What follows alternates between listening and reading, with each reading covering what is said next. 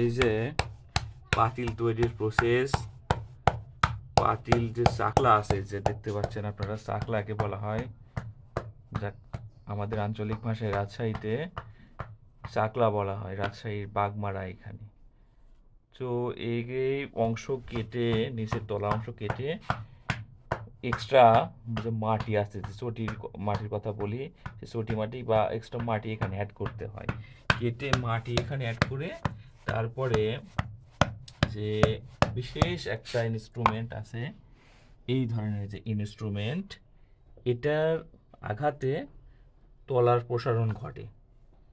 হ্যাঁ, আর এই যে বালি দিতে হয় যাতে করে এর নিচে এক ধরনের পাথর আছে, পাথর বা সিমেন্টের তৈরি একটি ইকুইপমেন্ট এটার ব্যবহার হয়।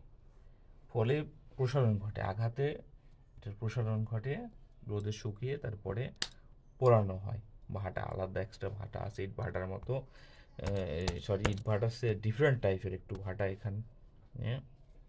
এখানে আছে যে স্পেশাল এক ধরনের মাটি, সে মাটি ইউজ করা হচ্ছে যাতে করে পাতিলের টেকসই বাড়ে, তাছাড়া টেকসই বাড়বে না। টেকসই বাড়ানোর জন্য এই মাটি বরেন্দ্র অঞ্চল নামে পরিচিত। বরেন্দ্র বলতে এখানে গোটাটা তো রাজশাহী বগুড়া অঞ্চল, বরেন্দ্র স্পেসিফিক্যালি তানোর উপজেলার এগুলো মাটিগুলো আনা হয়েছে তানোর থেকে, স্পেশালভাবে ওখান থেকে আনা হয়েছে। মাটিগুলো টেকসই হবে ব্যবহার করার ফলে, ডারেবিলিটি বাড়বে।